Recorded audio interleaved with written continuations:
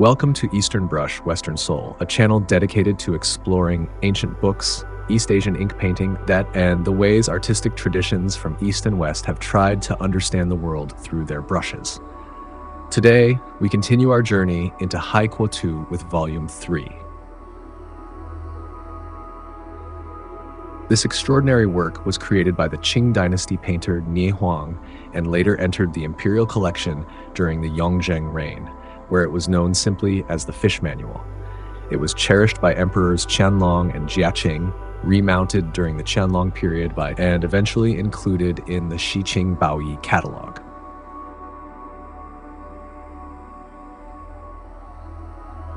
During the relocation of Forbidden City artifacts in the Republican era, the 4 volumes of Haiquo 2 became separated. Today, volumes 1 through 3 are preserved in the Palace Museum in Beijing, while volume 4 resides in the National Palace Museum in Taipei.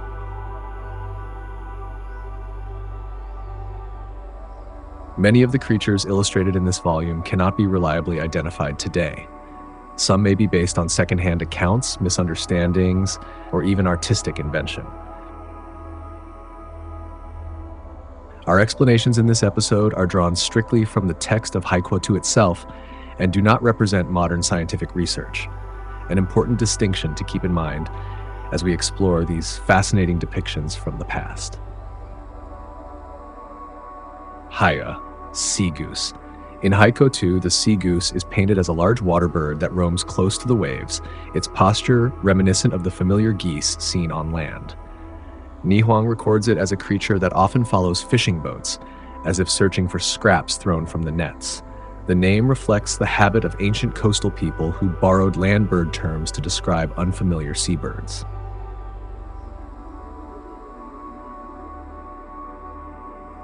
Haiji, sea chicken. The sea chicken is a small, spirited bird rendered with quick strokes showing its lively nature around the shoreline. It is said to dart over the water with remarkable agility, much like fowl pecking at the ground. The entry preserves the fisherman's belief that this bird's call foretold shifts in wind or tide.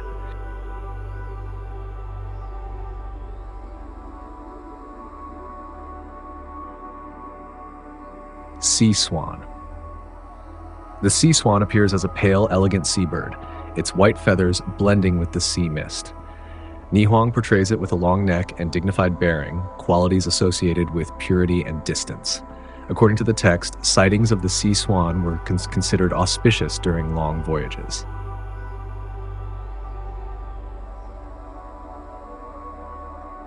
Fire dove. The fire dove carries a striking name hinting at plumage touched with red or an aura of heat. In the painting, the bird seems to glow against the muted ink wash of the sea. Ancient coastal tales often spoke of a bird whose feathers shimmered at sunset, and this entry reflects that poetic imagination.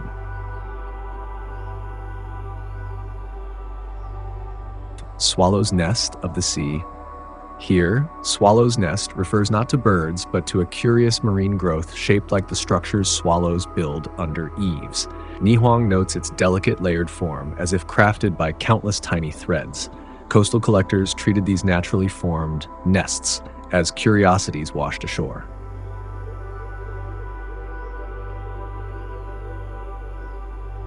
Ginsian, golden thread swiftlet. The golden thread swiftlet in this volume also depicts a sea-borne object, thin and filament-like, drifting in the shallows. Its strands shine with a faint golden hue when wet, inspiring its ornate name. Fishermen believed that gathering this material during certain tides brought good fortune.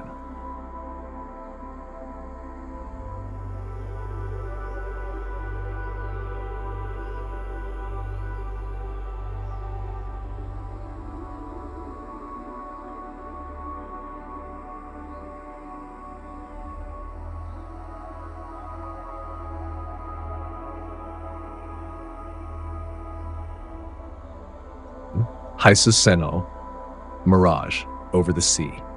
In this entry, Huang records the astonishing mirages seen above the horizon, where cities or towers appear suspended in the air.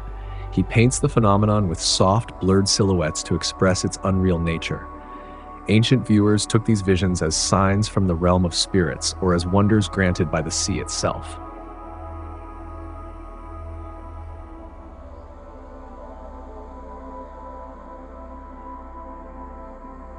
pearl mussel. The pearl mussel is drawn with a robust shell slightly open to reveal its luminous treasure. In the text, Huang remarks on the patience required for a single pearl to form within. Coastal communities prize this creature, seeing it as both a resource and a marvel created by time and tide.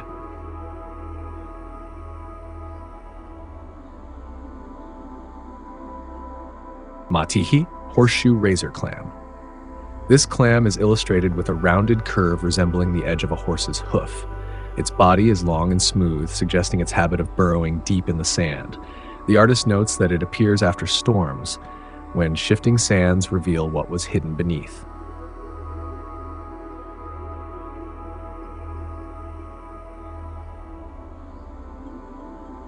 Sword razor clam. The sword razor clam is slender, straight, and sharp-edged like a blade emerging from the beach. Huang describes the difficulty of catching it, for it withdraws instantly at the slightest disturbance. Its elegant shape made it a favorite subject among collectors of shells and curios.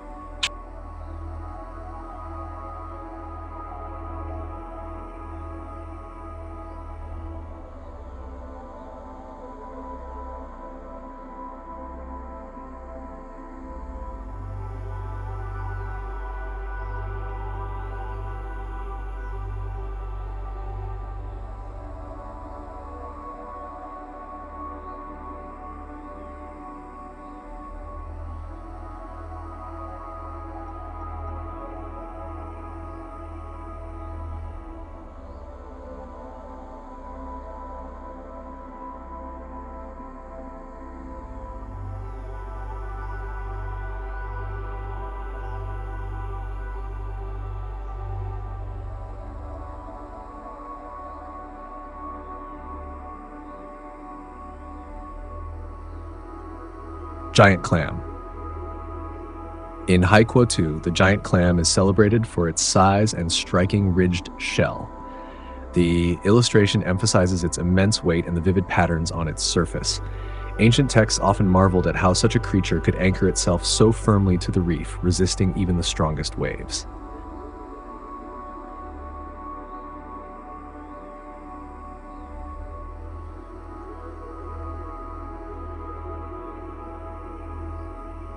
Purple seaweed. This entry describes a gentle ribbon-like seaweed that grows in clusters along the rocks. Huang paints it in dark ink with hints of violet, echoing the color that earned it its name. It is noted as a valuable resource for coastal families gathered during low tide.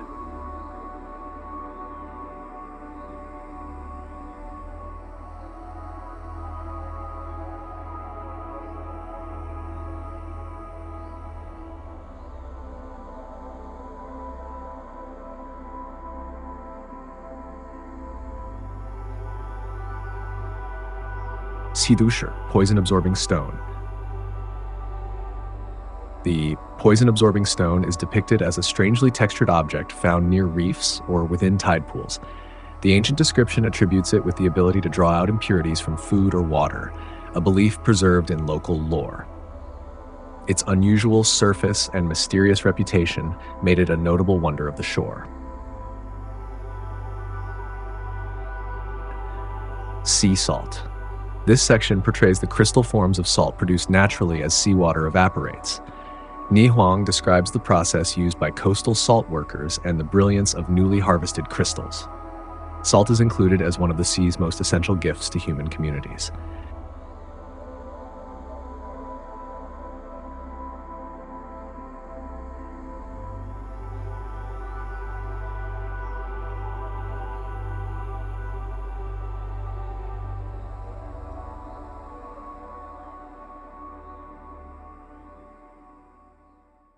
Sanhushu, coral tree.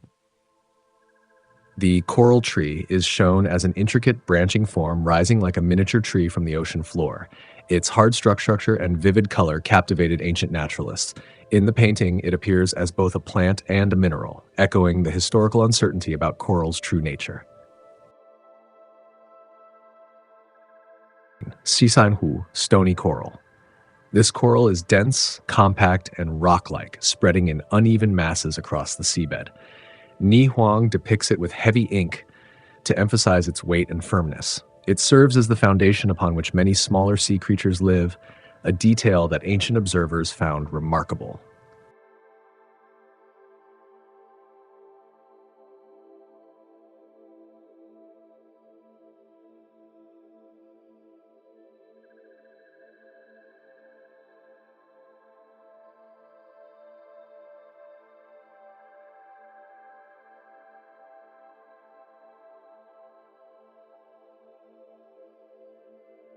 Three-tailed, eight-legged, divine turtle. The final entry introduces a wondrous turtle unlike any creature known today. It bears 3 tails and 8 limbs, features exaggerated from seafarers' tales. Huang includes it not as fact, but as part of the maritime imagination. Stories passed from traveler to traveler, preserved as one of the sea's legendary marvels.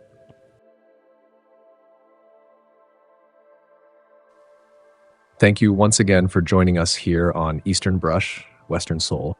With the completion of Volume 3, we have now traveled through 3 remarkable sections of Haiquo 2, each revealing a different facet of Huang's imagination, from the strange fishes of the first volume to the sharks and sea beasts of the second, and now to the birds, shells, corals, and mysterious phenomena recorded in the third. Together, these volumes show us how people of the Qing Dynasty envisioned the ocean and its wonders, blending observation, hearsay, mythology, and artistic curiosity into a unique natural history painting tradition. In our next episode, we will explore the 4th and final volume of Haiquo 2, completing this journey across all 4 surviving books.